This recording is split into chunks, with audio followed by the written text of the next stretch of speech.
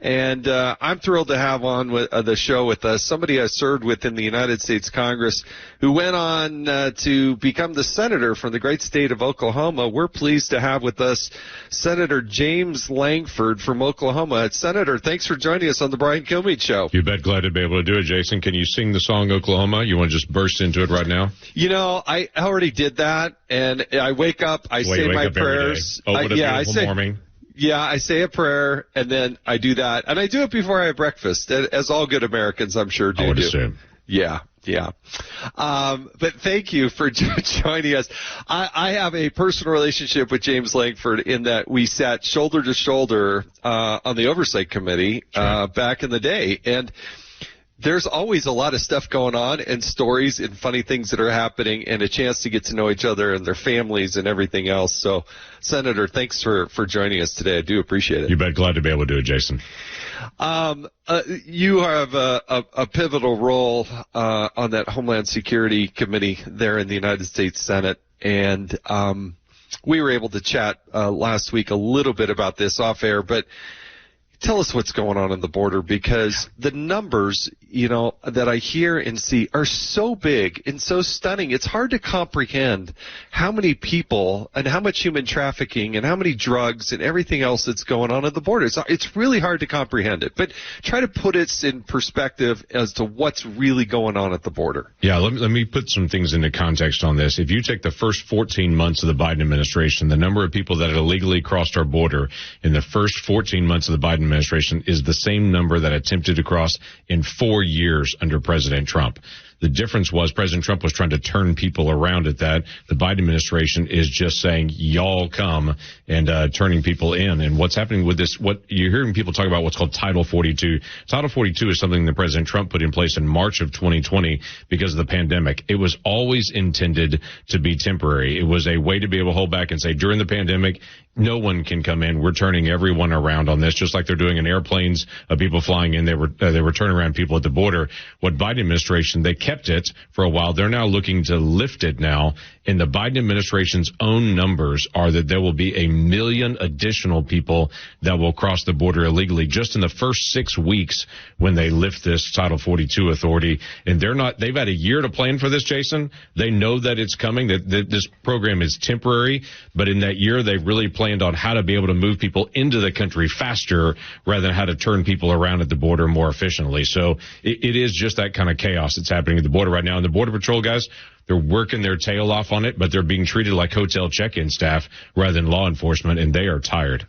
That is a stunning number. I mean, the entire state of Utah, we're about, 3,300,000 people, something like that, 3.3 million. I don't know how big Oklahoma is, but 1 million people. That's on top of the year of record high numbers of people already crossing. That's correct. So we've already crossed 2.3 million people that have illegally crossed just in the time period that Biden's been president.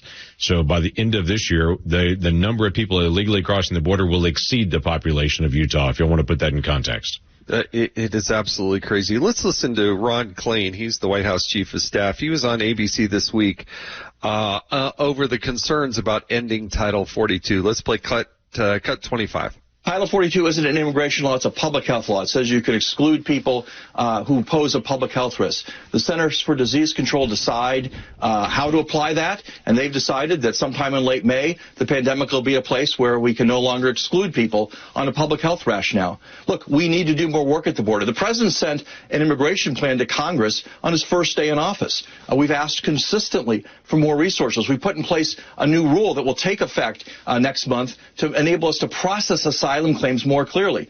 We also have to be honest about what's happening at the border. We have people showing up with asylum claims from places like Cuba, Nicaragua, Venezuela, Brazil, people fleeing regimes where they are feeling persecution, coming here to make asylum claims. I think the goal for everyone should be to make sure those asylum claims, those claims of people fleeing persecution, are heard in a prompt way. Those who deserve protection from persecution get that protection. Those who don't are promptly sent back to where they came from.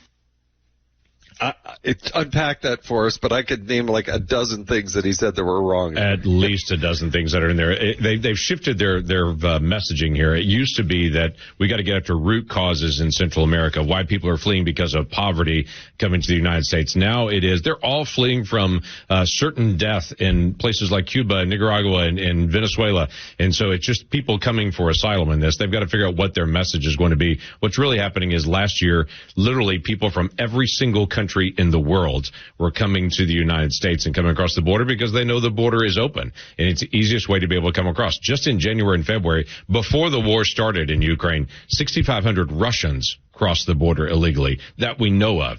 So people are coming from all over the world to be able to come into the United States because of this very porous border. And the way that they've set this up is damaging to Central America. I've talked to the Central American leadership. They're very frustrated with the Biden policy because it's incentivizing people to cross the border. And so their best workers are leaving Central America, which is crushing their economy, and they're coming to the United States to be able to get jobs here. And the Biden administration's letting them all in and handing them a piece of paper and saying 6 years from now, now process that, 6 years from now, you need to show up for a hearing to be able to question your asylum claim. So all of this, we just need to be able to help people with asylum. Everybody's getting paperwork saying, wait around for 6 years for your asylum claim hearing, and you can go anywhere you want to in the country to be able to get that hearing and just hang out. And so people are coming in from all over the world. Yeah, in the border, I look at where it was on Election Day and where it was with Donald Trump and the unique relationship that we had working with the Mexican government, the Remain in Mexico policy. Catch and release was cut off, and people were not just caught and released back into the homeland. But now it's so bad. It's a magnet, like you said, that they're bringing people here. They're coming across the border. They're moving them to other parts of the country and doing so explicitly with the idea that these millions of people can just go into the homeland. Right. And that they can come and go anywhere they want. And again, you go back to the most basic thing about asylum. International asylum rules are you go to the next safe country. So if they're fleeing and crossing 13, 15, whatever it is, boundaries to be able to get here, that's not about asylum. That's about economic opportunity. If you want economic opportunity in the United States, we're all in, but there's a legal process to be able to do that. 1 million people a year legally come to the United States. We celebrate those folks who legally come to the United States from all over the world and do immigration. What we have a problem with is illegal immigration, and I don't see an issue with that. I think I've long said that the people we're failing are the people that are doing it legally and lawfully, and I think we have a moral high ground and that we should spend more time, more resources working with them. But that's another 1 million people on top of that, 1 million people that are coming legally and lawfully into the United States of America. And it is still stunning to me that Joe Biden, in his 50 or some odd years in public office and as the president, as a senator, has never been to the border. And Kamala Harris going down there, oh boy, that solved it in a hurry, didn't it? It did. I think people forget Vice President Biden was assigned by President Obama to deal with root causes of migration while he was vice president, and now he just hands that over to Kamala Harris and says, okay, I didn't fix it, you fix it. And she's done the same thing that he did when he was vice president, like, yeah, not my deal, and has walked away from it. So it's pretty remarkable just to be able to see the journey on this. The far, far left, they're obsessed with open borders, and this administration has chaos on the border that they know chaos is bad. The American people don't like chaos on the border, so their focus is when people illegally cross, keep the cameras away, keep people moving into the interior of the country, and maybe no one will figure out what's going on.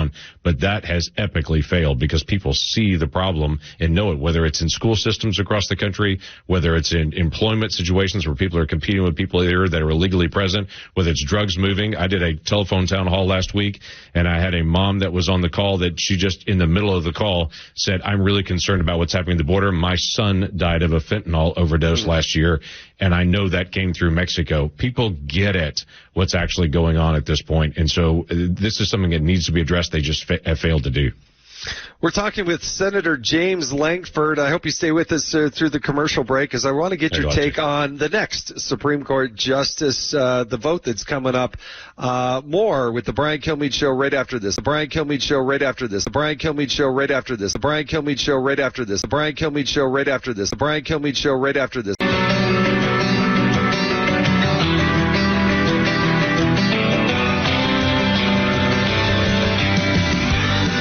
you're interested in it, Brian's talking about it. You're with Brian Kilmeade. Again, just to prove the complicity of the media, the Washington Post says, there's no evidence that Joe Biden's implicated in this. That's some pretty strong evidence. That's a contemporaneous email that's been verified. The big guy was Joe Biden. There's plenty of evidence that Joe Biden met, because there are photographs of him meeting with Hunter Biden's business partners. He repeatedly lied to the American public that he said he never, ever discussed Hunter Biden's overseas business deals with Hunter. Well, no, he was just photographed with his business partners. So if he's lying, bold-faced lying, that, again, is pretty good evidence that something is amiss here. That was Senator Ron Johnson. He was on Sunday Morning Futures with Maria Bartiromo talking about the entanglement between Joe Biden and Hunter Biden. We're joined by Senator James Lankford of Oklahoma. Senator, thanks so much for joining us. The media has suddenly found the reality that this laptop is real and that Hunter Biden was actually doing something. It's amazing how a year and a half later, after some of us here at Fox News and the New York Post have been talking about that, suddenly they're starting to realize and wake up. And I tend to think that there might be a reason for that. What's your take? You know what? We're trying to figure out all of the goals from the liberal media on this, but it was amazing to me. If you go back before the election, Washington Post, everyone else was saying, oh, no, this is just Russian propaganda. This is a Russian plant. There's no way that this could be all the details. This could be Hunter Biden's laptop. This is all stuff that's made up. Look away. And now they're finally having to come to a position of, okay, we were wrong. There's a lot of serious, ugly, nasty stuff that's in this. And right now, Hunter Biden is aggressively trying to pay back taxes to say, hey, I understand I'm going to be challenged on tax issues because I was hiding all this income as well. So again, nothing to see here. Move along. I'm going to pay my back taxes and to be able to keep going after I got caught. Now the challenge is going to be for Merrick Garland, whether this is going to be a special counsel that's actually developed, because we're talking family members of the president himself, what kind of influence he had, the statements that he made saying never met with him, to have no idea. And we know that's not true. So this is a moment to be able to find out if Merrick Garland is going to actually stand for justice, or if it's about just protecting the president from the Department of Justice. So you're in favor of a special counsel in this situation? I am. We're approaching that moment. There's so much that's coming out on this. There'll be congressional hearings after Republicans actually retake the House and the Senate. Clearly, congressional Democrats are going to continue to be able to protect the president. They don't want to discuss this at all. But when the details are coming out in liberal media, even at this point, we've got to get all the facts on the table and to find out what are the details here. Yeah, the certainty with which the media and the White House officials say that, Joe Biden wasn't involved at all. Move along.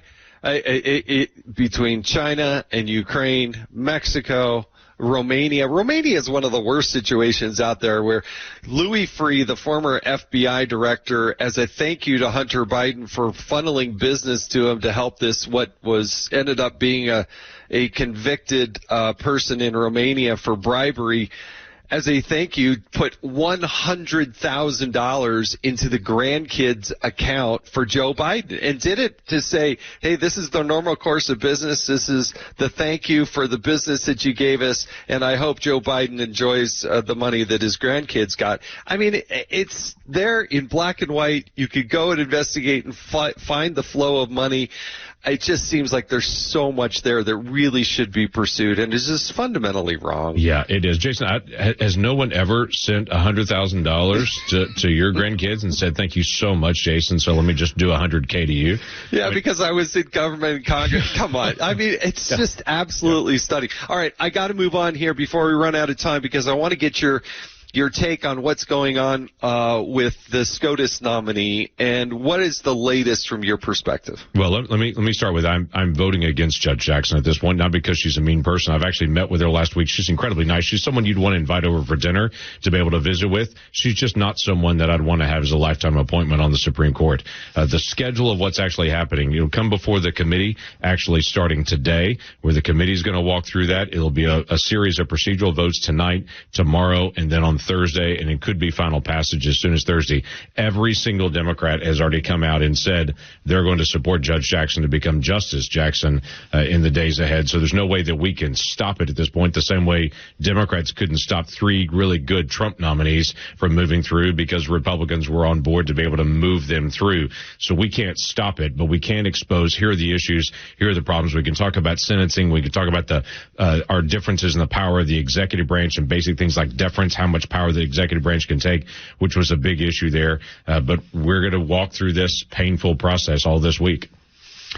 I thought Senator Marsha Blackburn asked a really simple question. So unfair. Her question was so unfair. That's a total trick question, Jason. I don't know what you're saying. What's a woman? That's a total trick question, clearly.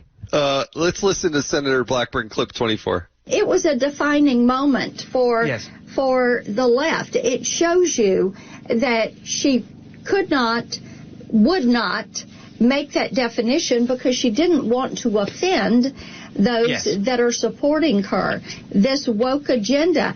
But they're willing to throw women to the side for their progressive woke agenda. That's where the left, the progressives, have gotten.